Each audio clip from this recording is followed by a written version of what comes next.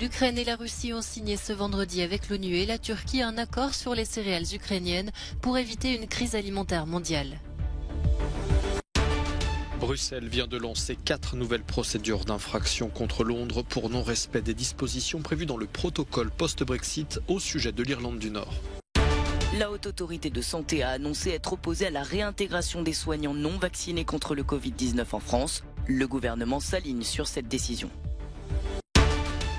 Aux États-Unis, la commission d'enquête parlementaire sur l'assaut du Capitole pointe la lourde responsabilité de Donald Trump.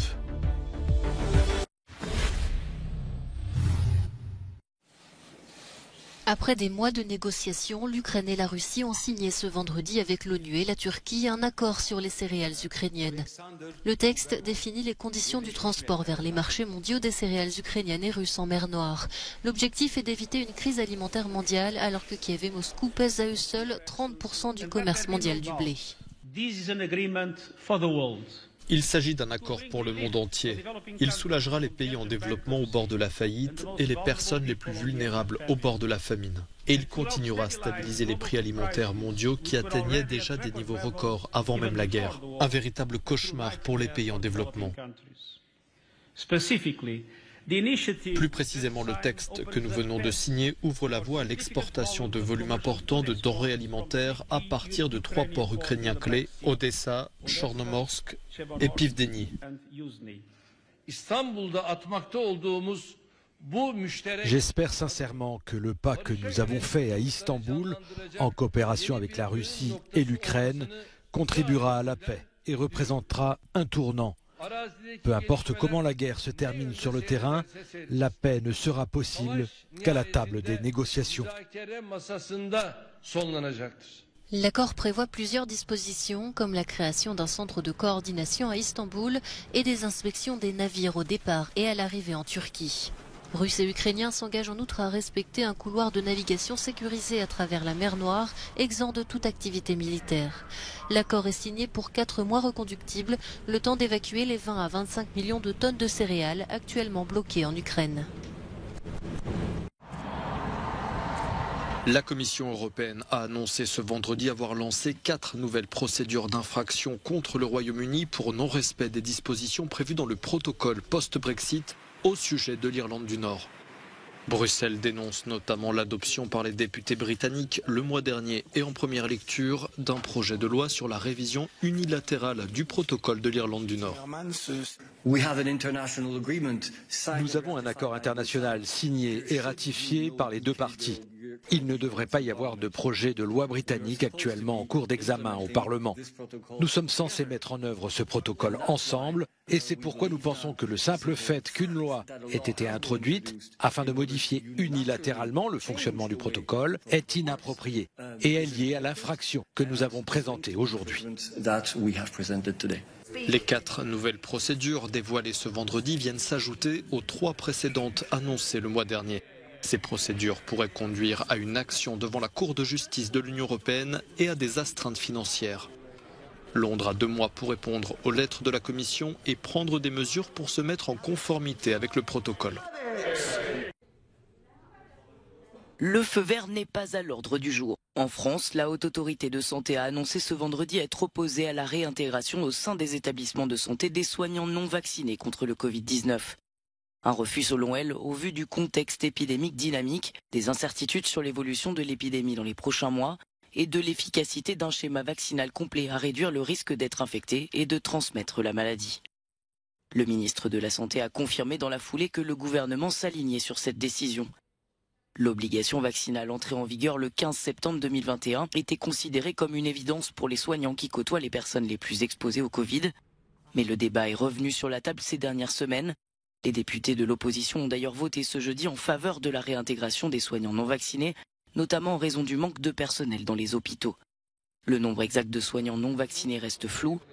Selon la Fédération hospitalière française, cela représenterait 0,3% du total des agents des établissements, soit près de 5000 professionnels.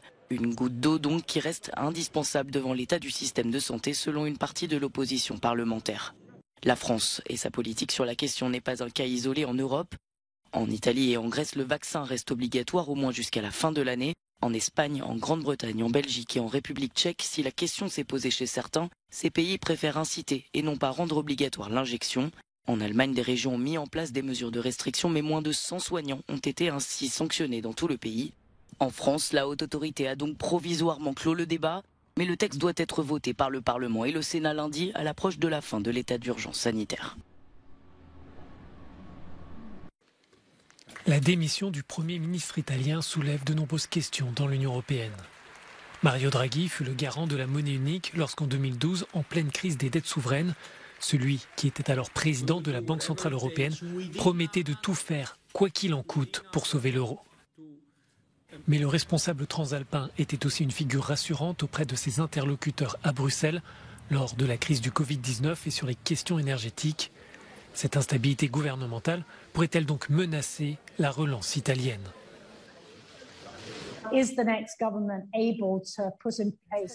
que le prochain gouvernement en place sera capable de poursuivre les réformes nécessaires pour continuer à recevoir l'argent du fonds de relance ? C'est la grande interrogation. Est-ce que l'Italie disposera d'un gouvernement capable de négocier des questions comme le plafonnement de l'énergie ? C'est une autre question majeure.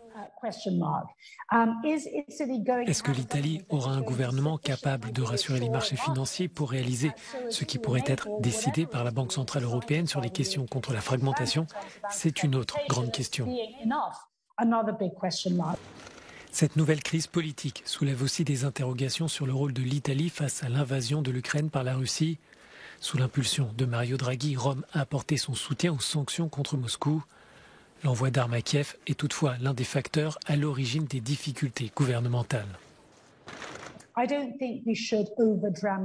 Je ne pense pas qu'il faille surdramatiser les choses. Je dis cela parce que je pense que les deux partis qui ont causé la chute du gouvernement, ou plutôt parmi les trois partis qui ont causé la chute du gouvernement, deux d'entre eux, la Ligue et le mouvement 5 étoiles, ont des liens étroits avec le Kremlin.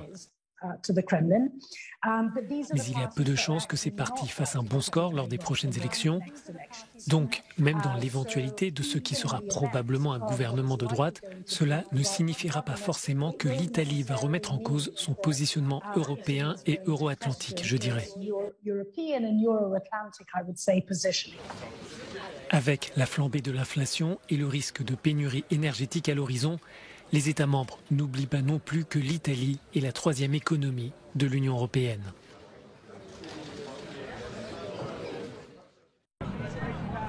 L'assaut du Capitole du 6 janvier 2021 continue de faire couler de l'encre. Ce jeudi, d'anciens collaborateurs de Donald Trump ont été interrogés par la commission d'enquête parlementaire consacrée à ce sujet. Et d'après ces auditions, l'ex-président américain porte une lourde responsabilité. Alors que l'assaut était en cours, ses conseillers et des membres de sa famille l'auraient supplié d'intervenir pour appeler les gens à quitter le Capitole. Mais Donald Trump aurait refusé, avant de se résoudre finalement à appeler la foule à rester pacifique dans un tweet, à la suite de l'intervention de sa propre fille, Ivanka. Donald Trump a finalement tourné une vidéo pour appeler ses partisans à rentrer à la maison, sans jamais reconnaître sa défaite à la présidentielle et en ne respectant pas le texte écrit par ses conseillers. Il lui est aussi reproché de ne pas avoir décroché son téléphone pendant 187 minutes afin de contacter les forces de l'ordre. Il ne peut y avoir aucun doute sur le fait qu'il a commandé à une foule qu'il savait lourdement armée, violente et en colère d'investir le Capitole pour essayer d'empêcher la passation pacifique du pouvoir. Ces faits n'ont pas été contestés et donc il doit y avoir une responsabilité devant la loi, des comptes à rendre au peuple américain.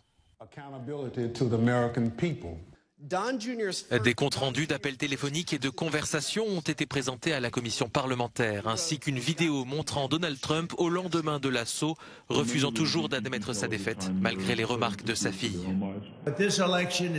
Cette élection est maintenant terminée. Le Congrès a certifié les résultats. Non, je ne veux pas dire que l'élection est terminée, je veux juste dire que le Congrès a certifié, sans dire que l'élection est terminée, ok ? Mais le Congrès les a certifiés. Le Congrès les a certifiés, il les a certifiés. Je ne veux pas dire que c'est terminé. Bon, revenons au paragraphe précédent.